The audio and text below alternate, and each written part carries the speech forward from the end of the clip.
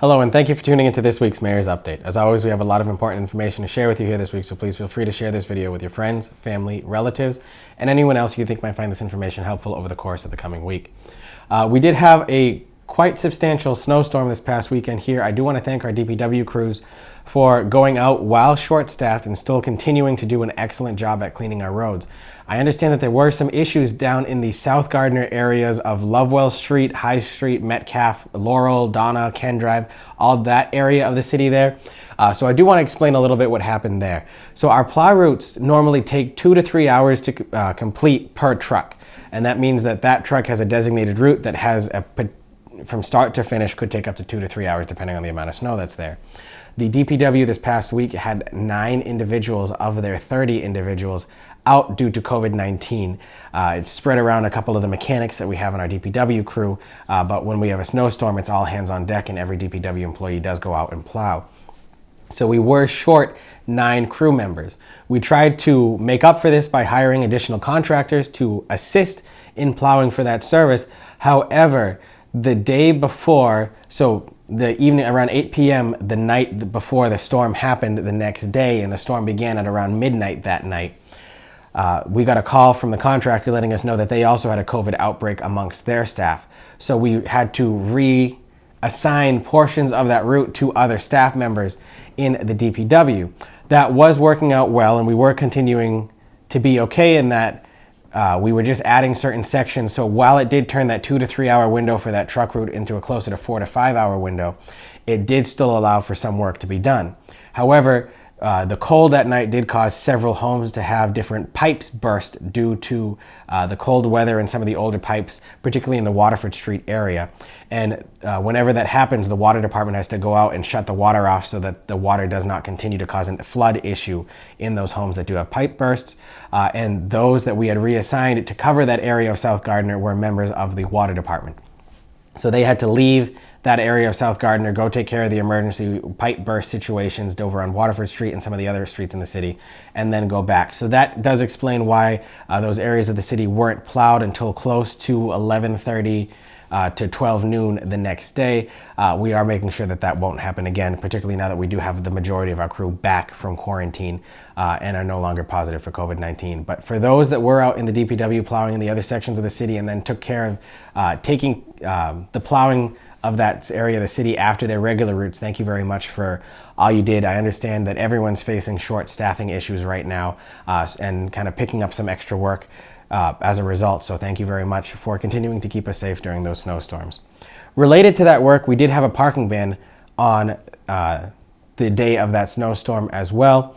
We want to remind people that when you sign up for Code Red through the city or online yourself, you also sign up for alerts directly from the National Weather Service. And this did cause some confusion, I heard, with some members of the public, because the National Weather Service put out a call saying that there was a winter weather advisory in effect from a certain time to a certain time, and the advisory went into effect 4 hours before the parking ban went into effect. And the calls went out around similar times, so people were concerned as to which time the parking ban started at and which one was actually just the winter weather advisory. So please do make sure that when you are listening to those messages, you do hear if it's a message from the National Weather Service or from us here regarding a parking ban. We will always start our messages off by saying this is a message from the city of Gardner. If it says anything else that does not start with this is a message from the city of Gardner, you can assume it's not from one of us here and it's from the National Weather Service or from the other companies and city and state safety agencies that utilize that service if you sign up for Code Red. If there is a parking ban, again, we'll let you know. It'll most likely begin at 11 p.m. to give people enough time to get their cars off the streets, and we'll adjust the end time as needed depending on what the winter storm is bringing with it. I want to congratulate a couple people in the city who've worked hard on a particular project. Once a year, the Massachusetts Municipal Association, which is a grouping of all of the municipal officials of every city and town here in Massachusetts, selects one of the 351 cities and towns as a recipient of what's called the Municipal Innovation Award for projects that they believe used innovative thinking to help increase public awareness of what's going on in their location and increased transparency efforts. And this year, the Massachusetts Municipal Association has given that award to us here in Gardner. The award that was chosen for that is the new interactive map that we've talked about on a couple of these updates, where you can go on the city's website and see all the different projects that have taken place in the past 12 months. And if you click on that project, you'll get a picture of what it looks like, a small brief synopsis of what the project entails, a potential timeline, and the proposed cost of that project and where the funding source is coming from.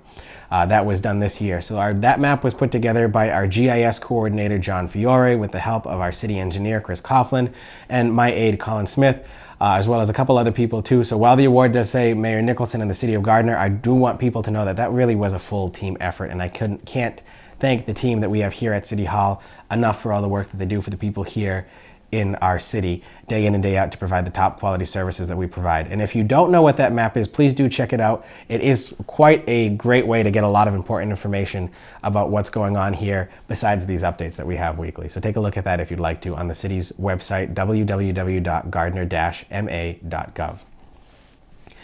We have a brief reminder from both the DPW and the health department. If your Christmas tree was not picked up, you can drop it off at the transfer station for free, or E.L. Harvey will be picking those up shortly. Again, check out the health department's website and social media pages for more information on that. But the reason why we're mentioning that is if you don't hear from E.L. Harvey about a tree pickup day, or you are not bringing your tree to the transfer station for the free drop-off, please do remove your tree from the sidewalk. The reason being is we are running into issues now where the trees have been buried in snow and are no longer visible. And when the sidewalk plow has gone through to clear the sidewalks after the snowstorm that we recently had, it's chewing up the tree, and we have to repair the plow before we can go around the tree. And it's really causing some issues and delays on what we're able to do in clearing the sidewalks that way. So if you have your tree out, or you know it still, please do consider moving it whenever you see that there is a snowstorm coming.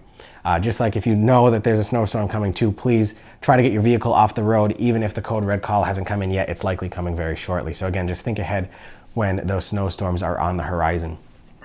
There will be a parking ban in the downtown area only, and that will run from Monument Park to the police station, and from the Central Square down all the way to Lafayette Square, down by the Shell station, near Oak Street and Nicholson Street. This coming Tuesday, January 25th, our DPW crews will come in with their front end loader and clear the edges of the sidewalks of all the different snow bankings that are there to help the people who are visiting our downtown businesses be able to get in and out of their cars a little easier. Once that's done, we'll have a date scheduled where we can do that again in the South Gardner Village Center, down in that area down by Jay's Variety in the South Gardner Hotel. But we're going to start up here in downtown this coming Tuesday, so please know that that is coming quite shortly. We do have 9 additional National Guardsmen up at Haywood Hospital, in addition to the 9 that were deployed there at the end of December. Governor Baker has sent us an additional 9 National Guardsmen to assist the hospital with different approved operations that the state has allowed them to do, and that's screening people as they come in, sitting with patients who require what's called a patient watch. That's if a patient is in a certain amount of critical care, they have to have someone in the room with them 24/7. This allows the hospital to free up a nurse who would normally sit with them to have a National Guardsman do that there. There's other different approved aspects that they're doing, and you can see all of those on Haywood Hospital's website and Facebook page. But I do want to thank the 18 total members of the National Guard for their service to our community and our country, particularly during this time. They are all from the North Central Mass area: Gardner, Leominster, Fitchburg, Ashburnham, Westminster, Templeton, Hubbardston, and 3 of them, like I said, too, are from Gardner themselves. So thank you very much to those members of both the Army and the Air Force National Guard for helping us out here, and thank you very much to Governor Baker for sending us that extra help here at Haywood Hospital. It's greatly appreciated.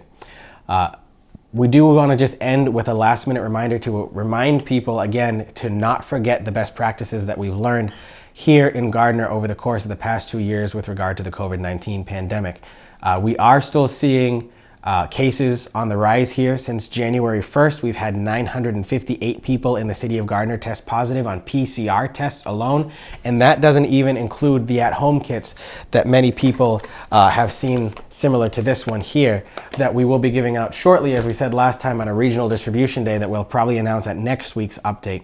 But If you test positive on a test like this, that doesn't get reported to the state. The 958 tests that have come back positive are people who went to Haywood Hospital or to another different physician's office and got a lab-read test.